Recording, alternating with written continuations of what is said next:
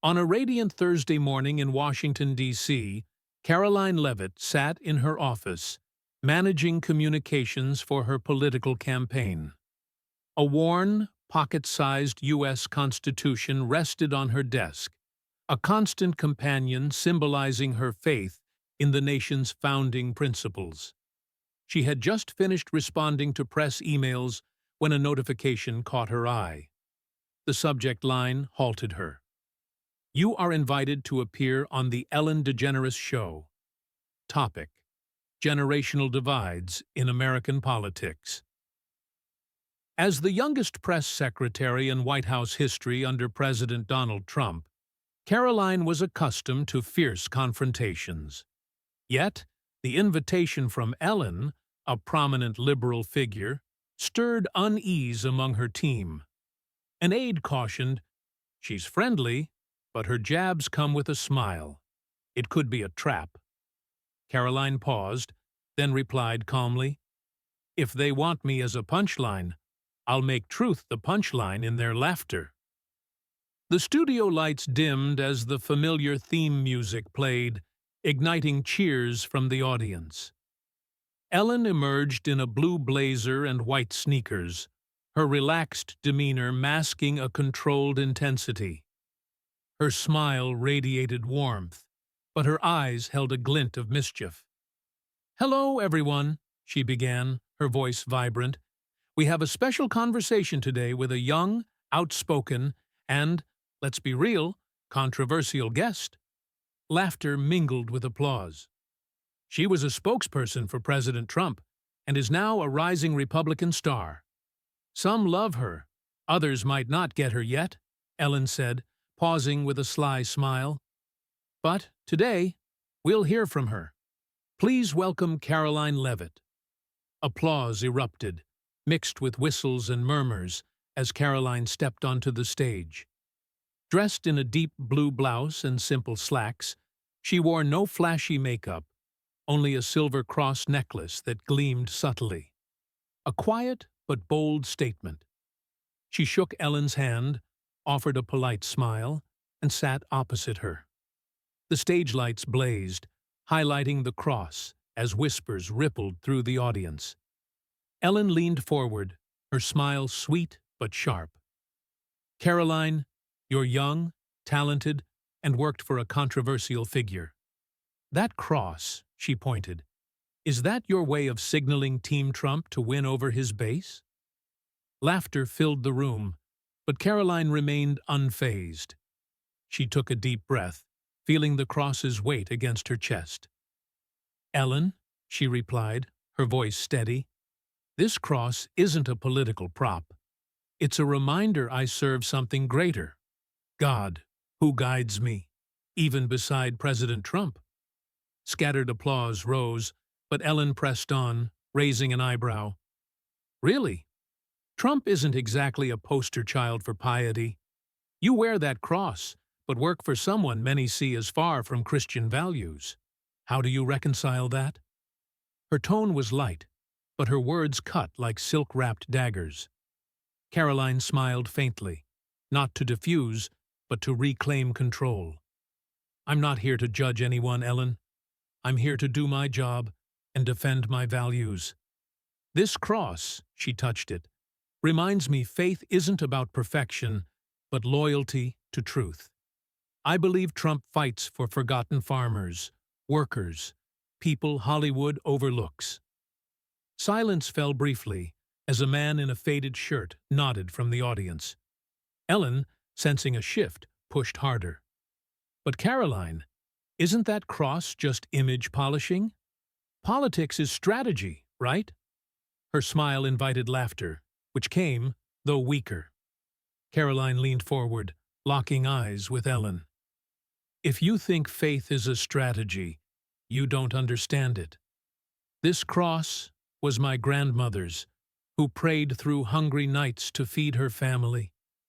It's a promise to God I'll live true, whether in the White House or on this stage." Murmurs spread, and a woman in the back touched her own cross bracelet, stirred by Caroline's words. Ellen pivoted. "I get it. Faith is personal. But when you bring it into politics with Trump, it's a statement. Aren't you afraid of alienating those who don't share your belief? Caroline didn't flinch. I'm not afraid of offending, Ellen. I'm afraid of living dishonestly. This cross teaches me truth matters more than comfort. I work for Trump because he defends people the system abandons, people whose faith, like mine, is often mocked by folks like you. The room erupted, applause clashing with boos, but Caroline's supporters drowned out the dissent. A veteran stood, clutching his cap, nodding proudly. Ellen, caught off guard, tried a joke. Wow, Caroline, you're tough. I'm just asking questions, not attacking. She winked, but her unease showed. Caroline sat upright, her cross glinting. Ellen, you can joke, but I'm not here for stage politics. I'm here to speak for those who wear crosses, believe in God, and support Trump as their hope. Call it what you want, but don't call it a joke. The applause grew louder, and Ellen tapped her desk, a nervous habit betraying her discomfort. The air thickened, each word a spark in a brewing storm. Ellen leaned in, her voice softer but probing. Caroline, I'm not against faith, but that cross in politics isn't personal anymore. It's a symbol of a conservative, divided America. Doesn't it deepen the divide? Some clapped, others waited. Caroline breathed deeply, the cross anchoring her. Ellen, you're wrong. The cross isn't a flag of division. It's a light of hope for millions you in Hollywood rarely mention. The room quieted. Ellen raised an eyebrow. Hope? You wear that cross next to a president many see as division's embodiment. Don't you see the contradiction? A progressive America wants unity, not outdated symbols. Her words implied Caroline's faith was relics of a bygone era. Caroline tilted her head, her gaze piercing. Ellen, you think the cross is outdated, but to miners in Pennsylvania, mothers in Alabama, veterans in Montana, it's eternal. They wear it, pray silently, and support Trump because he fights for them, people the system and media call backward. Applause surged from one corner. Ellen softened her tone. I'm not saying faith is wrong, but when you bring the, perhaps Caroline stood, touching her cross. Ellen, your mockery divides. When you laugh at the cross, you're laughing at millions who work hard, pray quietly, and believe God guides this nation. The room exploded, Caroline's supporters overwhelming the noise. A crew member backstage whispered, "She's right," her voice rippling through the room. The stage lights seemed to focus on Caroline's cross, blazing like a sacred flame. She seized the moment. Ellen, the cross doesn't divide. It unites us in God's love. Those who wear it, whether they support Trump or not, believe in an America where faith is respected. You can call that conservative, but I call it hope. The audience roared, shouts mixing with applause. Ellen, shaken, tapped her desk. Well, Caroline, you've heated up this stage. She tried to shift topics, but the audience was no longer hers. They belonged to Caroline and her cross. Ellen gripped her desk, her smile strained. Caroline, you talk about faith, but politics isn't a church. It's compromise, power, lies. Do you believe a religious symbol should guide political decisions? Or is it a tool to mask conservative choices? Murmurs rose, some clapping for Ellen. Caroline touched her cross. Ellen, the cross is my compass. In a murky political world, it reminds me every decision must start with honesty and love for all people, even against the tide. Ellen struck back. But politics is reality, not ideals. You work for Trump, criticized for division, controversial statements, accusations. Does that cross guide those decisions or justify contradictions? The audience clapped louder. Caroline's eyes were resolute. Ellen, I believe politics serves people, especially the abandoned. This cross reminds me every policy, from borders to jobs, must protect human dignity. Trump fought for jobs, cut taxes for families, and stood against threats to our independence. That's faith grounded in results.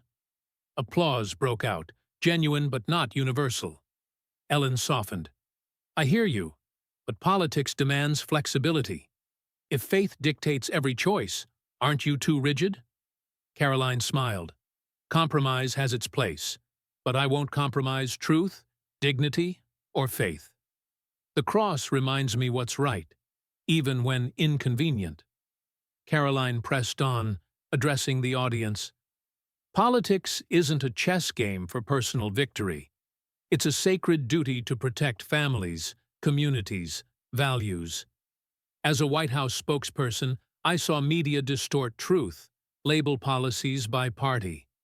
But tax cuts for small businesses aren't handouts for the rich. They're survival for bakeries, corner stores. Freezing regulations isn't sabotage. It's saving farmers from red tape.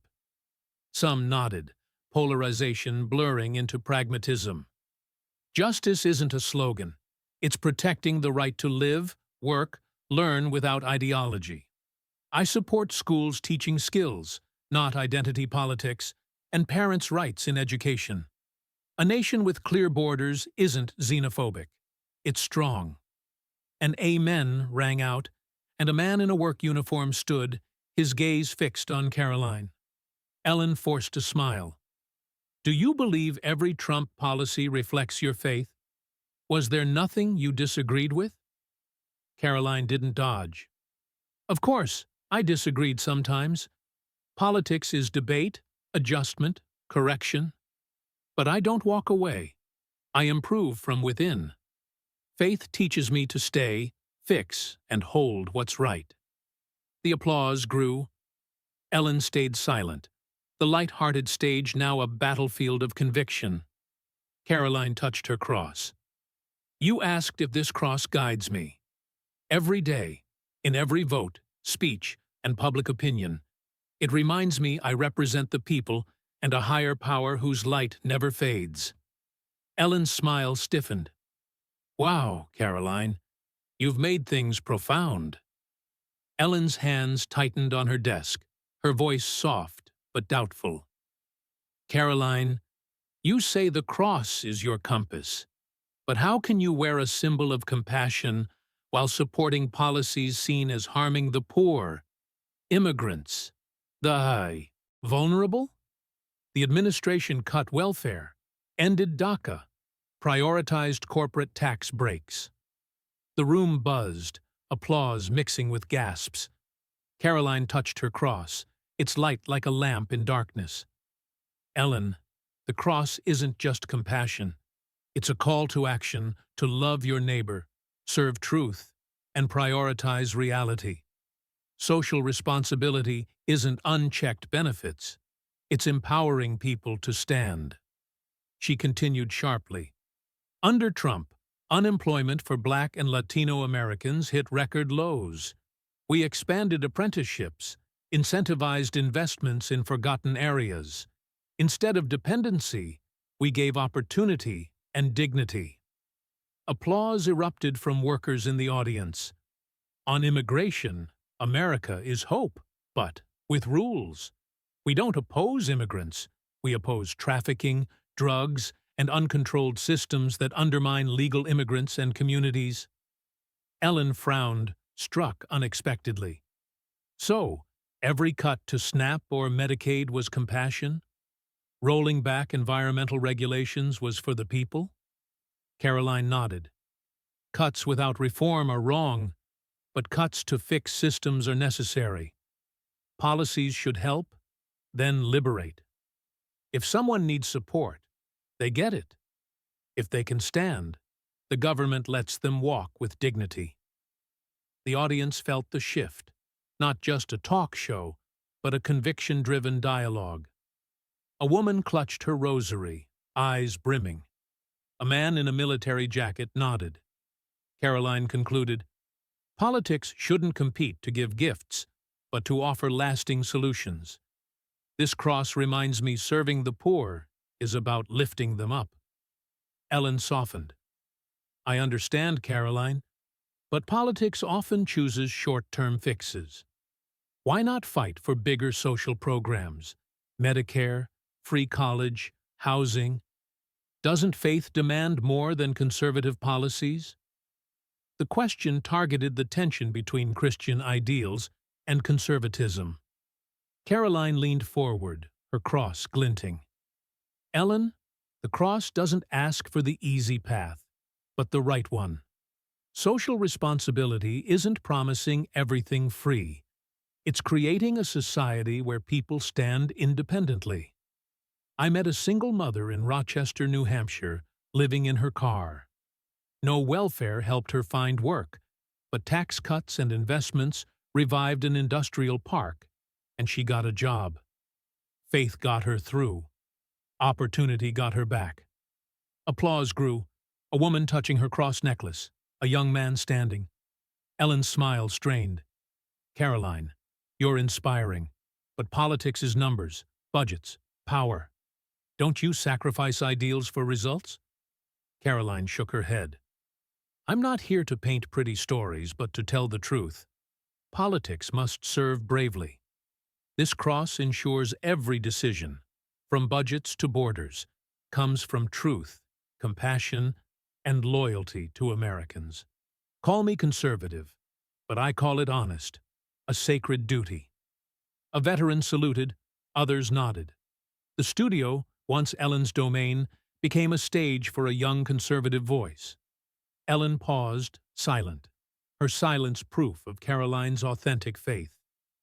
The atmosphere transcended a typical interview, becoming a public reckoning.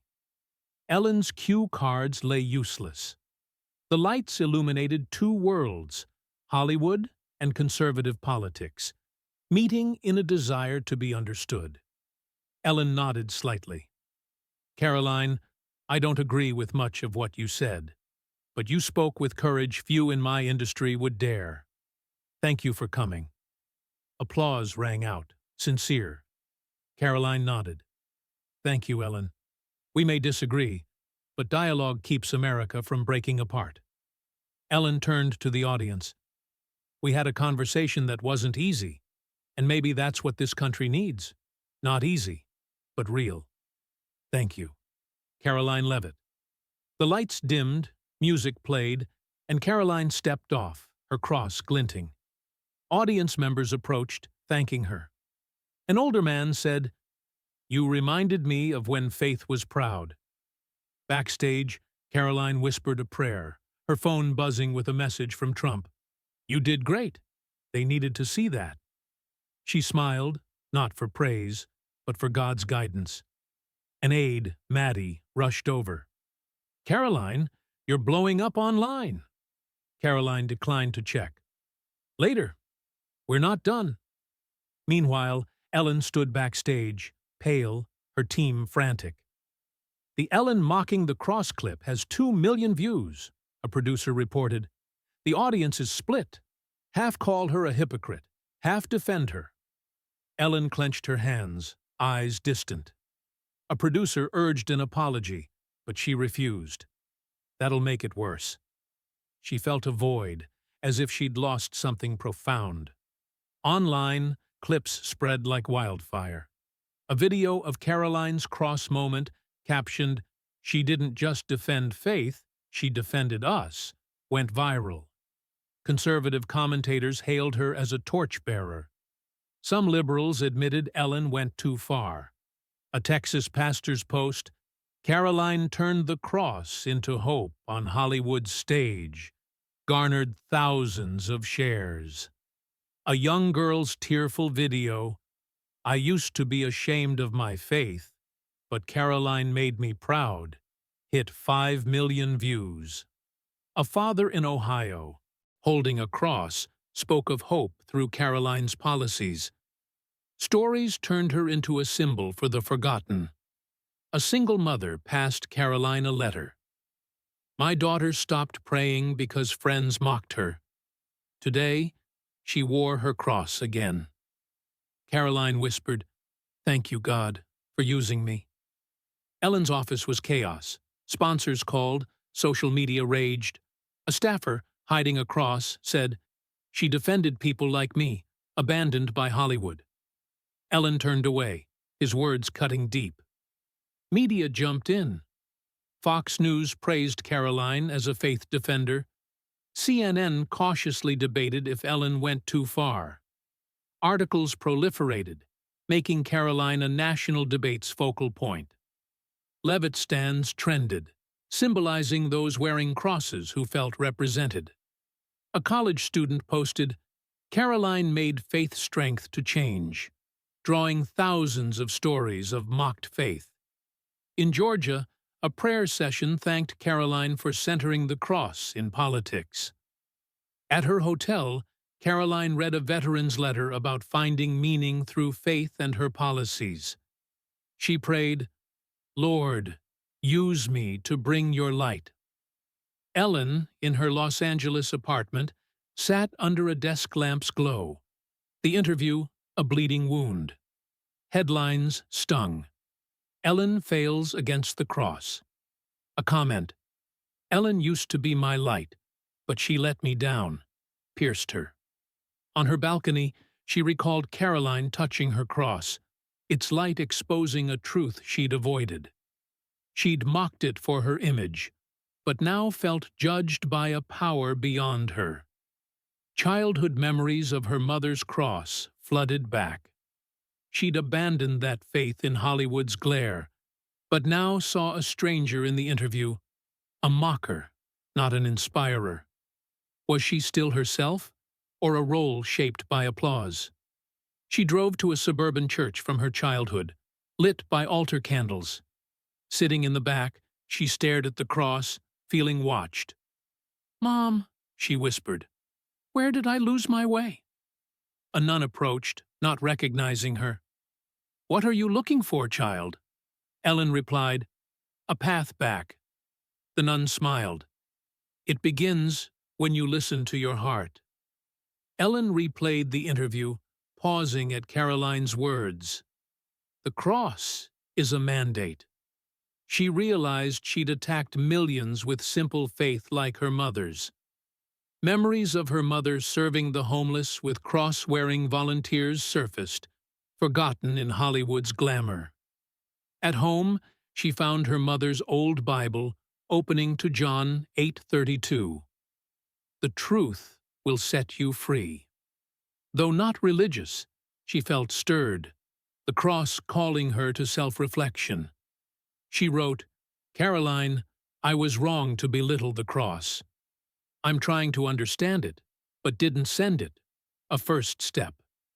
Her team faced sponsor calls and social media attacks. A staffer with a hidden cross echoed, "Caroline spoke for people like me." Ellen lowered her head, unable to respond. At home, the church's cross lingered, an invitation to reclaim sincerity. She longed not to save her image, but to rediscover herself. Caroline's words, "The cross is a torch," stirred her. Could she find her mother's light? She placed the Bible down, the verse a reminder.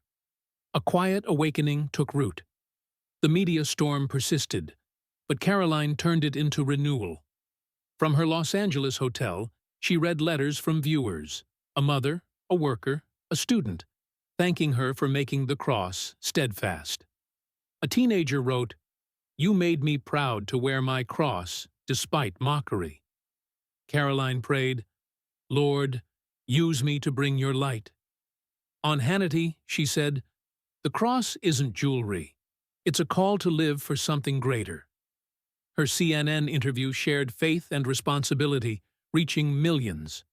An Atlanta pastor quoted her in a sermon, "Caroline reminds us faith can illuminate politics, drawing thousands online." a religious freedom movement surged. In Ohio, a vigil raised crosses, demanding workplace faith rights. In Texas, a bill inspired by Caroline protected teachers' cross-wearing.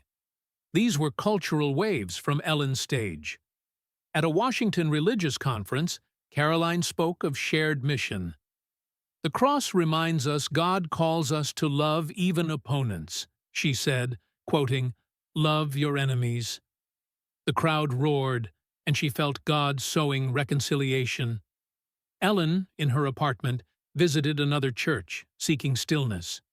The cross felt like a breeze, guiding her to authenticity. She whispered, "Mom, maybe I'm finding the path." It wasn't conversion, but a spark. Caroline's cross, once mocked, inspired believers and skeptics like Ellen. The narrator said, "God's greatness bridges division with hope."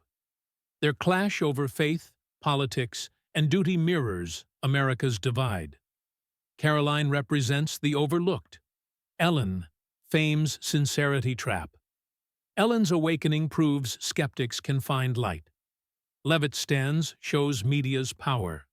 Their compassion and reflection unite a divided nation.